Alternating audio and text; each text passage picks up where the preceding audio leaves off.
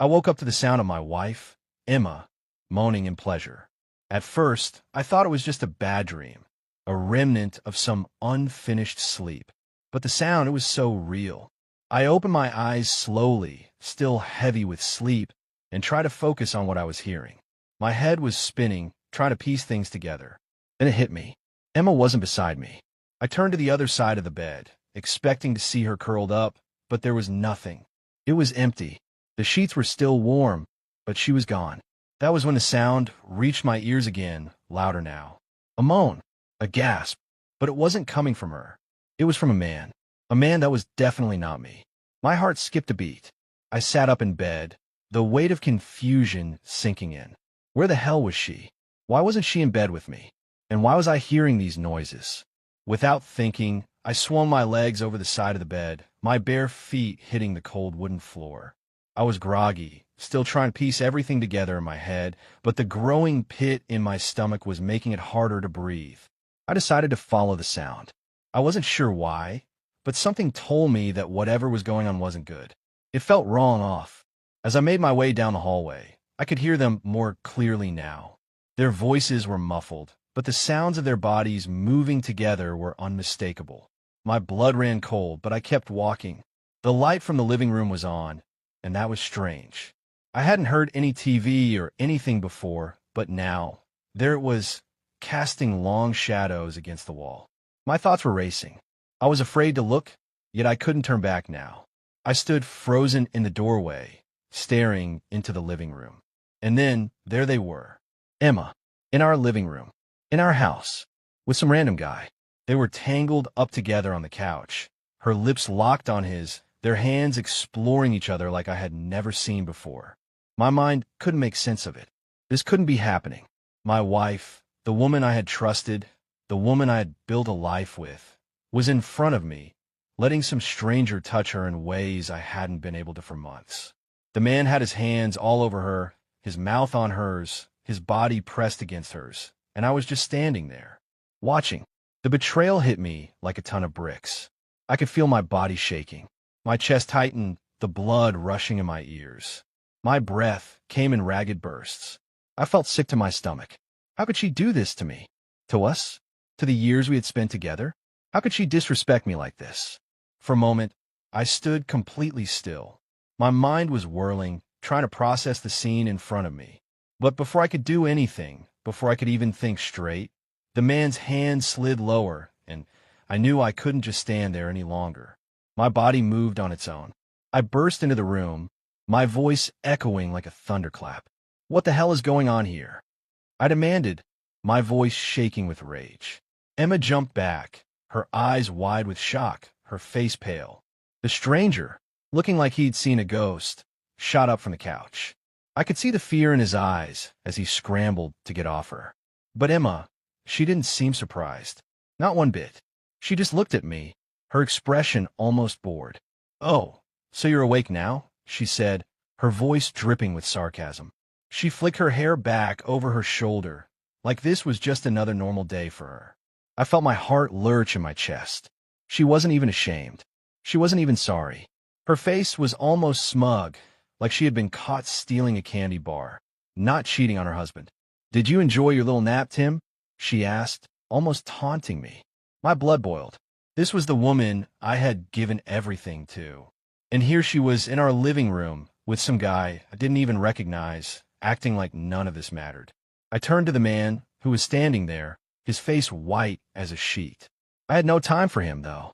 He was just a symptom of the problem, not the root of it. He was just a pawn in her game.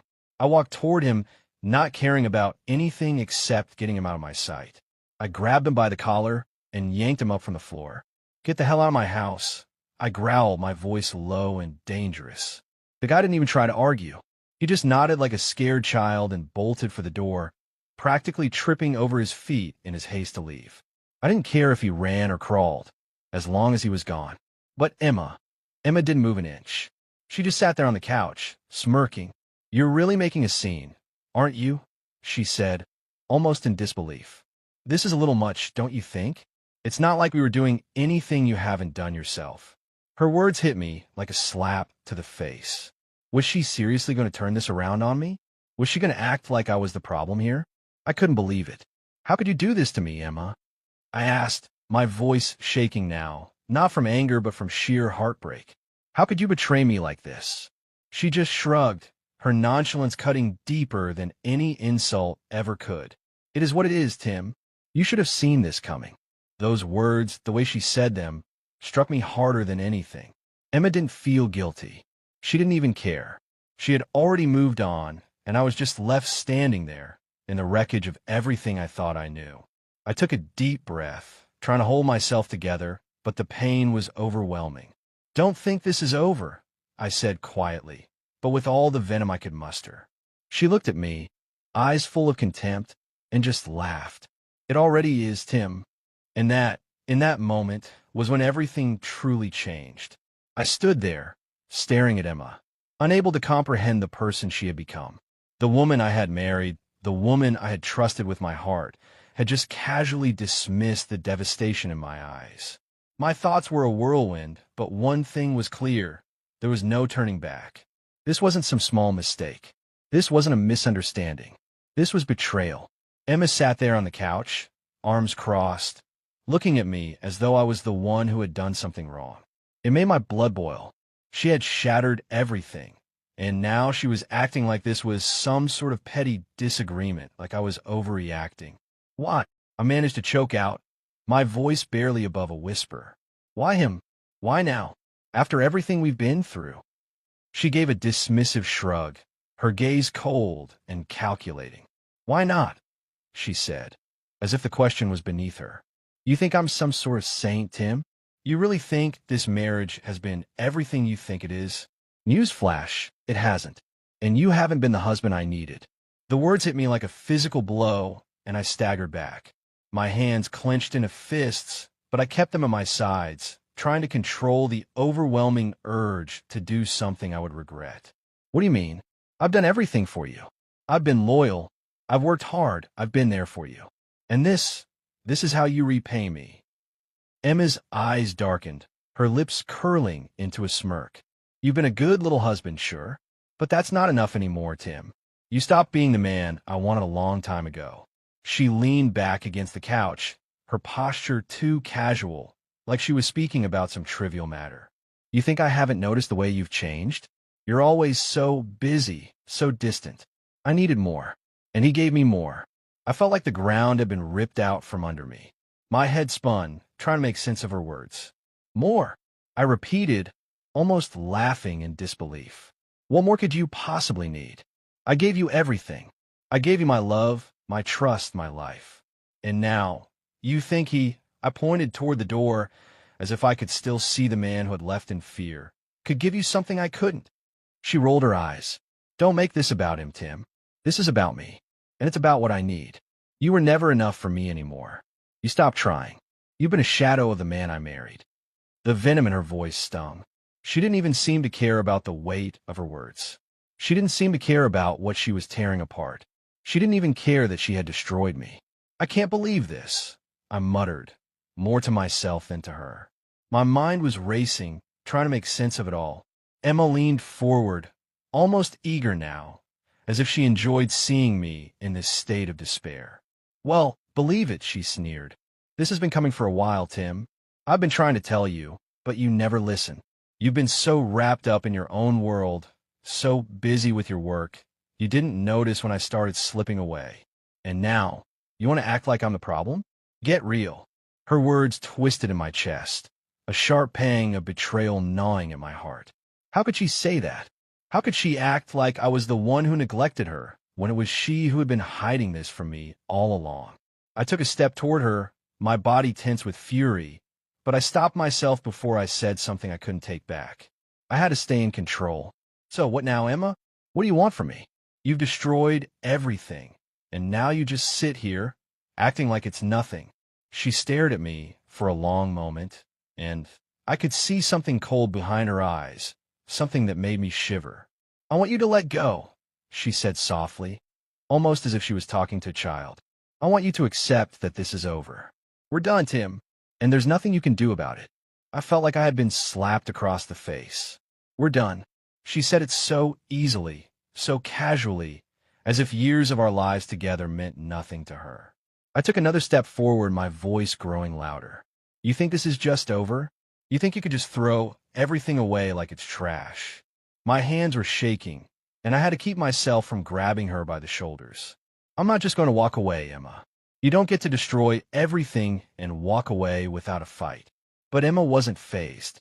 She stood up from the couch, straightened her clothes, and walked toward me with slow, deliberate steps.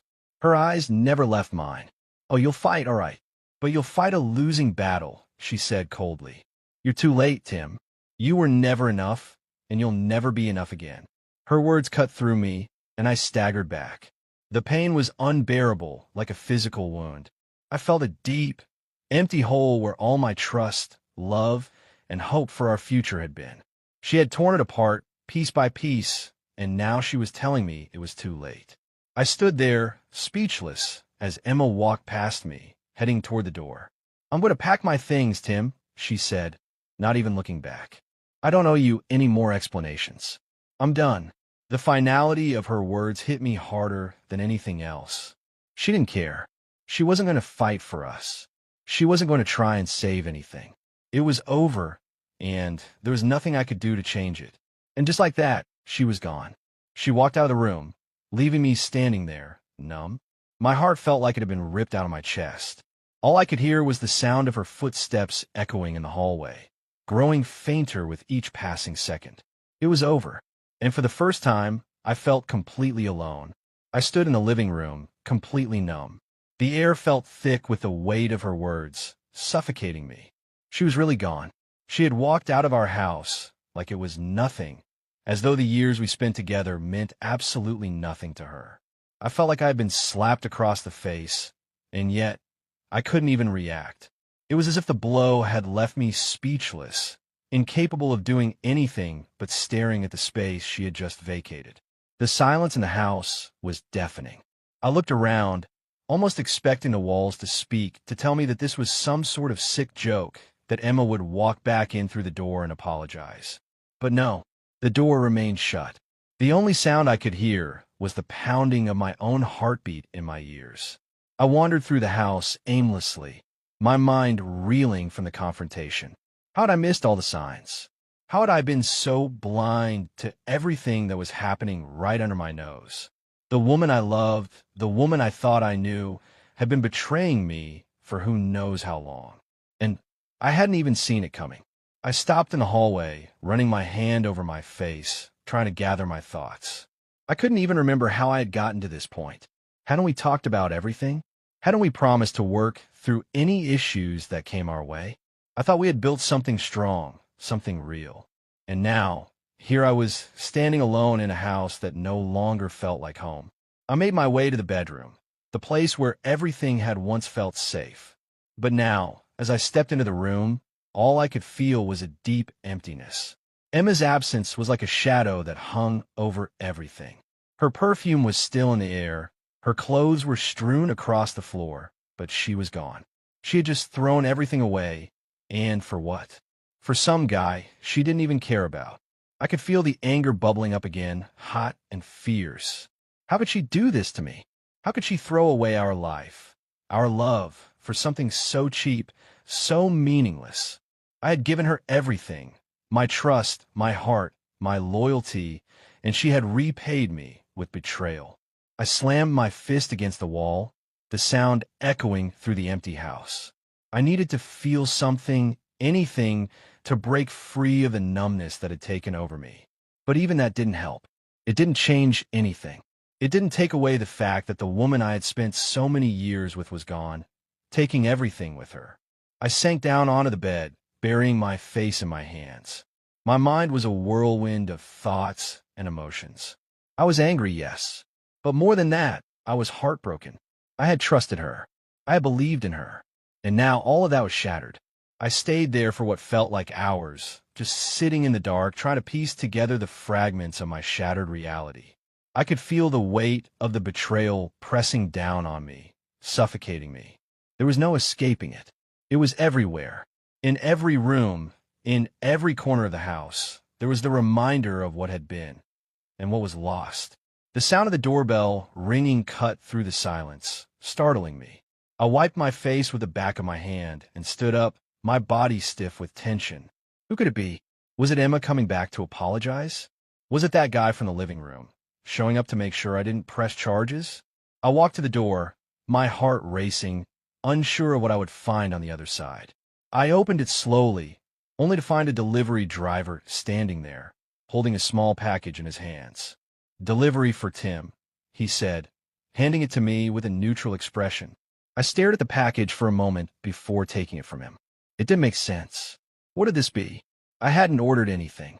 My mind was still reeling from the confrontation with Emma, and now this, some random delivery showing up at my door.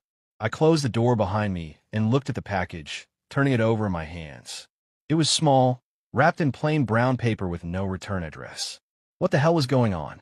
I sat down on the couch, carefully unwrapping the package, trying to ignore the whirlwind of thoughts in my head. When I finally opened it, I found a small, white envelope tucked inside, along with a single photo. I picked up the photo, feeling a chill run down my spine. It was a picture of Emma, taken recently, standing in a hotel room, her arms wrapped around a man's neck, her lips pressed to his. I could see the smug grin on her face, the one she had given me when she walked out of the house. The one that said, "I don't care about you anymore." I felt sick. This wasn't some random affair. This was planned. She had been seeing this guy, and not only that, she had been so bold as to send me a picture of them together. It was like she was rubbing in my face, showing me just how much she had moved on, how much she had thrown me away without a second thought. I looked down at the photo in my hands, my vision blurring with tears. I couldn't believe this was my life now. I had been so blind, so naive. How could I have not seen it? How could I have missed the signs? I thought I had been a good husband. I thought I had done everything right. But now all of that felt pointless. It felt like a sick joke, like I had been living in a dream while Emma was out there, living a completely different reality. I didn't know what to do anymore. I didn't know how to fix this. I didn't even know if I wanted to fix it. What was there to fix? The trust was gone. The love was gone. Everything I had built with Emma had been torn down in an instant. All I had left now was the broken pieces of a life I didn't even recognize. The photo still sat on the table in front of me, mocking me with its cruel truth. Every time I looked at it, it felt like the ground shifted beneath me, like the solid foundation of my life had cracked wide open. Emma was smiling in that photo, a smile that wasn't for me. It was for him, the man who had taken my place, whether he realized it or not. That's exactly what he was doing.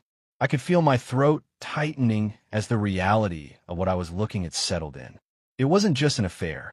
It was a replacement. She had already moved on, and here I was, left to pick up the pieces of a life I thought was real. I stood up abruptly, pacing around the room. My mind was a blur of anger, sadness, and disbelief. How had I gotten to this point? How had things spiraled so far without me noticing? I thought I had been attentive. I thought I had been a good husband. But she had been hiding this from me, lying to my face, all while I was none the wiser. I grabbed my phone off the counter, desperately trying to think of someone I could call. Someone who could help me make sense of everything. But then I realized, who could I call? Who would understand? Who could possibly understand the depths of the betrayal I was feeling? Everyone else would just tell me to move on, to forget about her, to let it go. But how could I? How could I just move on from this? How could I let go of everything I had ever known, everything I had ever loved? I dialed a number before I had time to think it through, the only person I could think of who might offer some advice. It rang a few times before a familiar voice answered. "Hey, Tim. What's up?" It was my brother, Jack, the one person who had always been there for me, the one person who had warned me to keep my eyes open when things with Emma had started feeling off, but I had been too blinded by love to listen. Now I felt like a fool. "Jack," I said, my voice shaky. "I need to talk to you." There was a pause on the other end, and I could hear him shifting on the line. "What's going on, man? You sound off." I took a deep breath, trying to steady myself. "It's Emma. She's been cheating on me with some guy. She's been hiding it from me for God knows how long. And now I find out she's already moved on." I could hear Jack's sharp intake of breath. "Damn, Tim. I'm so sorry, man." I rubbed my forehead, feeling the weight of the moment. I don't even know what to do anymore. She sent me a picture of them together. It's like she doesn't even care. Like she's already replaced me. There was a long silence on the other end of the line. Jack wasn't one for words of comfort. He wasn't the kind of guy to sugarcoat things. And right now, I needed honesty more than anything else. Listen to me, Tim, he finally said, his voice serious. I know this is hard to hear, but you need to accept something. She's already checked out. She doesn't care about you anymore. I know you want to fight for her, but she's made her decision. And you can't keep torturing yourself trying to hold on to something that's already gone. I closed my eyes, trying to process what he was saying. But I loved her, Jack. I gave her everything. And you were a good husband, Jack interrupted. But she doesn't appreciate it. She doesn't respect you anymore, Tim. And you have to stop trying to make sense of it. There's no explaining this kind of betrayal. She's moved on, and it's time for you to move on too. The words stung, but somewhere deep down, I knew he was right.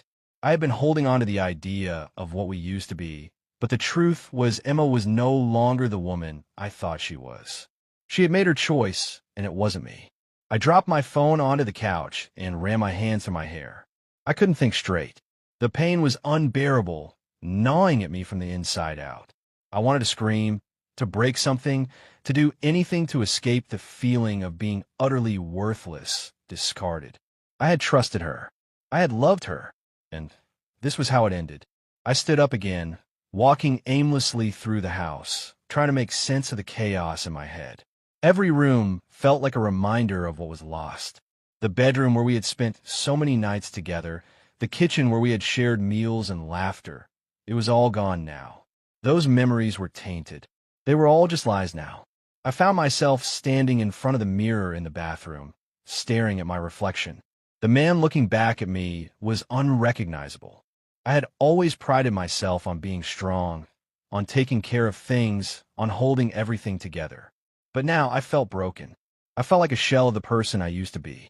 Emma had shattered me, and I wasn't sure if I could ever put myself back together. I closed my eyes, trying to calm myself, but the images kept flashing through my mind. Emma and him. Emma smiling, holding him close. It was like a constant loop playing in my head. I had to stop it. I had to stop the pain somehow. But there was nothing I could do. The damage was done. She had betrayed me, and I had to accept it. I had to find a way to move forward, to heal. But how? How do you heal from something like this? How do you let go of someone who was supposed to be your partner, your everything? The truth was, I didn't have the answers, and I wasn't sure if I ever would. The days that followed Emma's departure felt like they stretched into eternity. I woke up each morning with the heavy weight of reality pressing down on me. I tried to shake it off, get out of bed, put one foot in front of the other, but the truth was always there, waiting for me. Emma was gone. She had left me for someone else, and there was nothing I could do about it. I spent the first few days in a haze. I couldn't bring myself to do anything that resembled normal life. Every time I went into the kitchen, I could still see her there, making breakfast, laughing at something silly I had said. I couldn't stand being in the places we had shared so many memories, because now they only reminded me of what I had lost. Every corner of the house felt like a betrayal, like a reminder that my marriage had been a lie.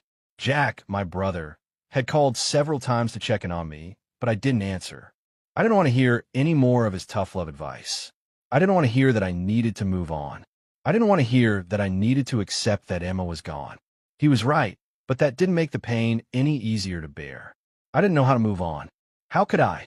The woman I had spent years building a life with had just walked out without a second thought. She had taken my trust, my love, and crushed it in a matter of seconds. I had given her everything, and she had thrown it all away for someone else.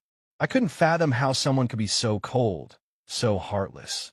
A few days later, I received a call that I wasn't prepared for. It was from Emma's lawyer. My heart dropped when I saw the name on the caller ID. I didn't want to answer, but something inside me told me I had to. "Hello," I said, trying to keep my voice steady. "Mr. Tim," the voice on the other end said, cold and professional. "This is Attorney Harris. I'm representing Mrs. Emma Mitchell in her legal matters. I'm calling to inform you that she has filed for divorce." The words hit me like a punch to the gut. I knew it was coming, but hearing it from her lawyer made it real. It wasn't just the end of our relationship. It was the end of everything we had built together. The house, the memories, our plans for the future. It all vanished in an instant. I, I see, I stammered, my throat tightening. We will be sending you the paperwork in the coming days, Attorney Harris continued, his voice clinical. Please ensure that you review them promptly. Mrs. Mitchell is requesting an equitable division of assets, and she intends to move forward with this divorce as soon as possible. The world seemed to spin around me. My head was spinning, my heart pounding in my chest. A part of me wanted to scream, to tell her to go to hell. But another part of me, the part that was still clinging to some shred of hope, wanted to beg him to stop, to tell me that there was some chance, some way, to fix this. But that part of me, the one that still believed in her, was dying. And I knew it. I had to let go. I had to accept that this was really happening. Thank you for letting me know, I said, my voice barely a whisper. Good day, Mr. Tim, the lawyer said, and the call ended. I stood there, holding my phone in my hand, staring at the wall. My legs felt like they were going to give out beneath me. I had no idea what to do now. My entire life had just been ripped apart. The woman I thought I knew, the woman I thought would be my partner for life, was gone. She was filing for divorce, and there was nothing I could do about it. I walked over to the window, looking out at the street below. The world was moving on, just as it always had. People were walking by, going about their lives, unaware of the storm that was raging inside me. I wanted to scream at them, to make them understand that my world had just crumbled, that everything I had known was gone. But I didn't. I just stood there, watching the world pass me by. As the days turned into weeks, I tried to keep myself busy. I threw myself into work, trying to distract myself from the pain, but it was always there, lurking just beneath the surface. Every time I saw a couple holding hands, laughing together, I felt a pang of jealousy. How could they be so happy when my life had been ripped apart? I tried to reach out to friends, but most of them didn't know what to say. They all knew what had happened, but no one knew how to comfort me. I could see the pity in their eyes, the awkward silence when they didn't know what to say. I didn't want their pity. I didn't need it. I needed something more. I needed to make sense of this. One night, after a long day of pretending everything was fine, I found myself in the living room, sitting alone in the dark. The house was eerily quiet, and for the first time in a long while, I allowed myself to truly feel the weight of everything that had happened. I let the tears come, though I had tried to hold them back for so long. I had been so focused on trying to find the answers, on trying to understand how Emma could do this to me, that I had forgotten to take care of myself. I had spent so long trying to fix things that I had neglected my own heart. But now, there was nothing left to fix. The damage was done. I had to accept it, no matter how painful it was. The next morning, I woke up with a sense of clarity. I wasn't going to fight for her anymore. I wasn't going to beg her to come back. She had made her decision, and it was time for me to make mine. I wasn't going to let her define my worth. I wasn't going to let her actions control my life any longer. If she could walk away so easily, then maybe it was time for me to walk away from the past. It was time to rebuild my life, even if I had to do it alone. I took a deep breath, standing up from the couch. It was time to let go. It was time to heal. The days that followed my decision felt like I was stepping into uncharted territory. It was as if I'd been living my life on autopilot, numb to the reality around me, just going through the motions. Now that I had made the conscious choice to let go of Emma and everything we had, I felt like I was waking up from a long, painful sleep. But waking up didn't make the pain go away. If anything, it made it more real, more difficult to bear. I spent the next few weeks making small changes. I took down the pictures we had hung on the walls, pictures of vacations, anniversaries, family gatherings. Every single one of them had once represented our love, our life together. But now, they were just reminders of the woman who had betrayed me and the life that I had lost. I packed away the memories as best as I could, trying to create a clean slate. It wasn't easy. Every time I moved something, it felt like I was erasing part of myself. The home we had shared, the home I had poured my heart into, was no longer a sanctuary. It was a place of pain, a place where I was constantly reminded of how little I knew the woman I had married. I spent the next few weeks avoiding places we used to go. I couldn't bear to go to the coffee shop down the street where we had spent hours talking about our dreams. I couldn't walk past the park where we had taken our first walk together as a couple. Every corner of this town felt like it held a memory of her, and it was too much to handle. But as the days passed, I started to feel a shift. It was subtle at first, a change in the way I saw the world. Slowly, the pain began to dull. I wasn't numb anymore. I wasn't lost in a sea of confusion and heartbreak. I was slowly finding my way back to myself. It wasn't easy, though. I had spent so much time thinking about what I had lost that I hadn't even realized that there was still so much I had left to live for. The first time I smiled again, genuinely smiled, was a huge moment for me. I hadn't felt joy in so long, but one morning I woke up and felt the warmth of the sun shining through the window, and for the first time in a while, I felt a glimmer of hope. I wasn't going to stay stuck in the past forever. I wasn't going to let Emma's betrayal define me. I began going to the gym again. I hadn't realized how much I had let my physical health slip while I was drowning in my emotions. My body had been telling me that it needed attention, but I had ignored it. Now I was getting back into my routine, lifting weights, pushing myself harder than I had in months. With every rep, I could feel myself becoming stronger, not just physically, but mentally. The gym became my sanctuary, my escape from the chaos in my mind. I started spending more time with my friends, reconnecting with the people I had neglected. I had pushed everyone away when I was in the depths of my pain, but now I was starting to rebuild those relationships. I realized that I wasn't alone, even though it often felt that way. I had a support system, and it was time to start relying on them again. Jack, my brother, had been the first person to reach out to me after Emma left. He had been the one to tell me to stop torturing myself over her, to let her go. At first, I had been too angry to listen, but now I was starting to understand what he had meant. Jack had gone through his own heartaches in the past, and he had always bounced back stronger. I wanted to do the same. I wanted to be like him, someone who could rise above the pain and keep moving forward. One day, Jack invited me over to his house for a barbecue. It had been a long time since I had done anything like that. Gone out with friends, had a few beers, laughed, and just enjoyed life. I was hesitant at first. The thought of socializing still made me uneasy. I didn't want to face the world just yet. But Jack was persistent, and after a few more phone calls, I agreed to go. The moment I walked into his backyard, I felt something shift inside me. People were talking, laughing, enjoying themselves. The atmosphere was light, carefree, and for the first time in months, I felt like I could breathe again. Jack clapped me on the back, handed me a cold beer, and I realized that I hadn't felt this relaxed in a long time. I wasn't thinking about Emma. I wasn't thinking about the pain or the betrayal. I was just living. We spent hours talking, reminiscing about old times, and joking around. Jack's friends were welcoming, making me feel like I was part of something again. I could feel myself coming back to life. It wasn't easy. I wasn't magically healed. But that night, I felt like I was starting to see the light at the end of the tunnel. The next few weeks, I kept pushing forward. I started taking trips by myself, weekend getaways to places I had always wanted to visit. I went hiking in the mountains, spent a few nights in a quiet cabin, and just let the peace of nature wash over me.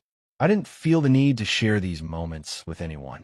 For the first time in a long time, I was doing things for myself. I was starting to understand that I didn't need someone else to complete me. I didn't need Emma to validate my worth. I was learning to rely on myself again. I was learning to be comfortable with my own company, to enjoy my own presence. It was liberating, in a way, to realize that I could still have a full and meaningful life without someone else in it. I didn't need a partner to feel whole. I was enough as I was. But it wasn't all smooth sailing. There were still moments when I would be hit with a wave of sadness, when the memories of Emma and our life together would come rushing back. There were still nights when I would lie awake, staring at the ceiling, questioning everything. But those moments were fewer now. And when they came, I knew that they would eventually pass. I knew that I had the strength to face them and keep moving forward. For the first time in a long time, I was beginning to feel like myself again. The man who had been left broken and betrayed was starting to heal. I wasn't there yet, but I was getting closer. I was finding my way back to who I was before Emma, and maybe, just maybe, I was becoming even stronger than I was before. The weeks after I began my journey of self-healing were difficult, but they also brought me a sense of clarity I hadn't expected. Each day was an uphill battle, but with every small step, I could feel myself regaining a sense of control over my life. The more I focused on myself, on my health, my mental state, and my happiness, the more I realized just how much I had neglected my own well-being during my marriage to Emma. Looking back, I could see how I had become so absorbed in trying to make her happy, trying to be the perfect husband, that I lost sight of who I was. It wasn't that I didn't love her. I had loved her with everything I had, but somewhere along the way, I had forgotten to love myself. One evening, I found myself sitting alone in the park, watching the sunset. I had made it a habit to go there after work, just to clear my head and reflect. The warm, golden light of the setting sun washed over everything, giving the world a soft glow. It was peaceful, and for the first time in a long time, I felt at peace with myself. I had been searching for answers for so long, but now, sitting there in the quiet, I realized that the answers weren't out there. They were within me. I had been so focused on the past, on the mistakes I had made and the hurt Emma had caused, that I hadn't realized that I still had so much to give. I still had so much left in me. And that was the turning point for me. I wasn't defined by what Emma had done. I wasn't defined by the pain I had experienced. I was defined by how I responded to it, by how I chose to rise above it. It wasn't easy, though. The next few days were a mix of highs and lows. I would have moments of clarity where I felt strong and determined, and then there would be times when I felt like I was right back at the beginning, drowning in the memories of her. The hardest part was the silence that filled the spaces she used to occupy. The empty side of the bed, the quiet house. It was all a constant reminder of what I had lost. But the more I allowed myself to feel the pain, without letting it consume me, the easier it became to let go. I learned that pain was a part of healing. It wasn't something to avoid. It wasn't something to run from. It was something to embrace, to learn from. I started to see my pain as a teacher, guiding me toward growth, toward becoming a better version of myself. One evening, Jack invited me out to dinner. We went to a small, quiet restaurant that I hadn't been to in years. Over the meal, we talked about everything and nothing at the same time. Jack had always been the practical one, the one who saw things from a logical perspective, and I appreciated his straightforwardness. "You're doing better, man," Jack said, looking at me with a smile. "I can tell.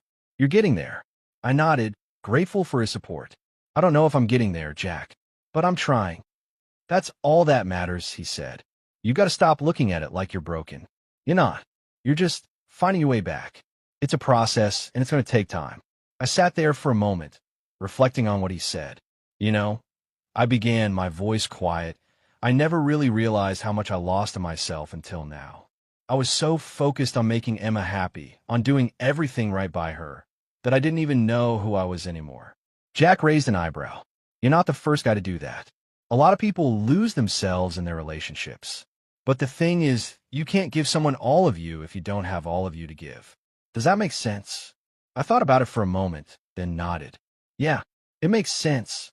"Good," Jack said, leaning back in his chair. "Because you're worth more than just the guy you were in that relationship. You've got a lot to offer the world. You just need to remember who you are." For the first time in a long time, I felt a flicker of hope. The man who sat across from me was right. I was worth more than the hurt and betrayal I had experienced. I was worth more than the pain Emma had left me with. And I knew I had to start living for myself, not for her or anyone else. After dinner, we walked around the city for a while. The streets were quiet, the stars beginning to peek out from the dark sky. Jack and I talked about everything, old memories, our family, life in general. It felt good to just talk, to share the things I hadn't said in so long. "I'm proud of you, man," Jack said as we stood by a park bench, looking out over the city. "You're stronger than you think." I smiled at him. "Thanks, Jack. I think I'm finally starting to believe that." As the night went on, I felt a sense of calm settle over me. It was like I had taken the first real step in my journey of healing. I wasn't where I wanted to be yet. I still had a long way to go. But for the first time in a long time, I felt like I was on the right path. I wasn't doing this for anyone but myself. I was finding my way back to the person I had lost along the way. I wasn't going to let Emma's actions define me anymore. I wasn't going to let her betrayal be the thing that dictated the course of my life. I had the power to choose who I wanted to be, and that was exactly what I was going to do. The journey wasn't going to be easy, but it was mine to take, and I wasn't going to let anyone or anything stop me from moving forward. As the days turned into weeks, I found myself slowly, but surely, adjusting to this new chapter of my life.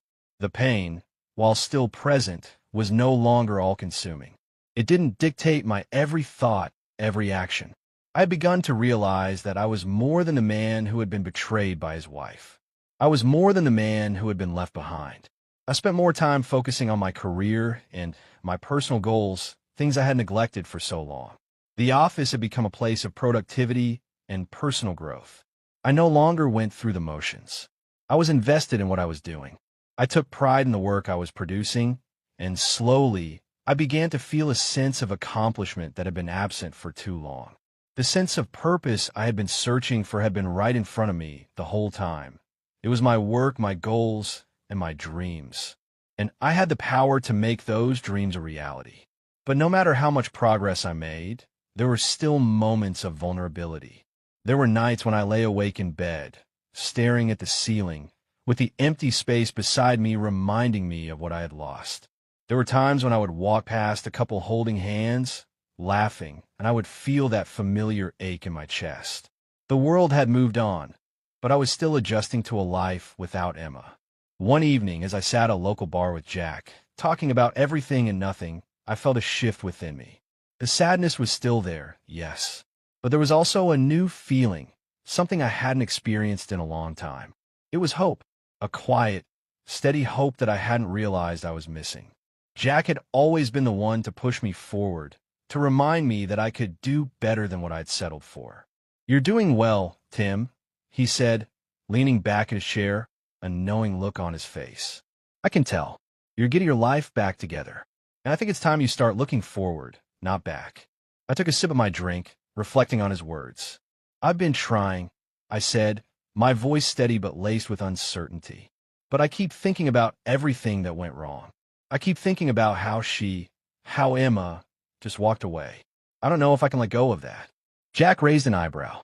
"You're still holding on to the past, aren't you?" "Igis ioem replied honestly. I think about everything we had, the life we built. It's hard to just forget it all." "You don't have to forget it all, Tim," Jack said, his voice softening. "But you can't let it define you. She made her choice, and it wasn't the right choice. But you're still here. You're still standing. And that says something. You don't have to let her actions control the rest of your life." I let his words sink in, feeling the weight of them. The truth was, I had been letting Emma's betrayal control me. I had been letting it dictate my self-worth, my future, my happiness.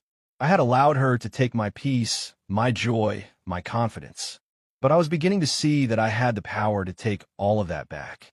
I spent the next few days reflecting on everything Jack had said. It wasn't easy to accept, but I knew he was right.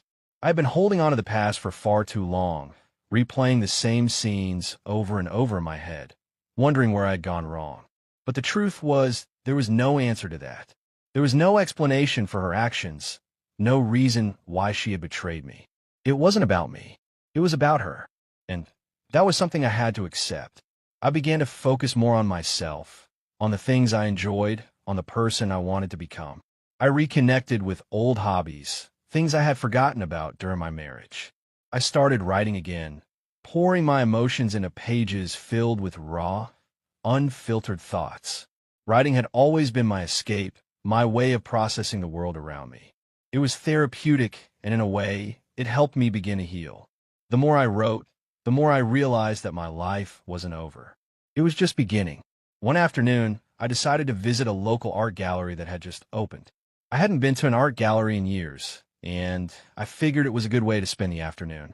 As I walked through the exhibit, I found myself admiring the paintings, the sculptures, the creative energy that filled the space. I had always loved art, but I had never taken the time to appreciate it fully. Today, though, something about the art spoke to me. It felt like a reflection of my journey, each piece telling a story of struggle, transformation, and beauty. As I moved through the gallery, I found myself in front of a large painting. It was abstract, chaotic, but beautiful in its own way. The colors swirled together in a messy yet harmonious way, as though they were fighting to find balance. It struck a chord deep within me, and for the first time in a long time, I felt like I was witnessing something that mirrored my own experience. I stood there for a long while, taking in the painting, letting it wash over me. In that moment, I realized that my life was like that painting. It had been chaotic, messy, full of pain and confusion, but it was still beautiful in its own way. And just like the painting, I could still find my balance. I could still find my peace. It would take time, but I had the power to heal and to move forward. As I walked out of the gallery that day, I felt lighter. There was a weight that had been lifted from my shoulders. I wasn't there yet. I wasn't fully healed, but I was no longer defined by my past. I wasn't the man who had been betrayed by his wife. I was the man who had learned to rise above it, to find strength in the face of adversity. The road ahead wasn't going to be easy. I knew that. There would be more moments of doubt, of sadness, of longing. But I was no longer afraid. I was ready to take on whatever came next, because I knew now that I could handle it. I wasn't broken. I was healing, and that was the first step toward finding myself again.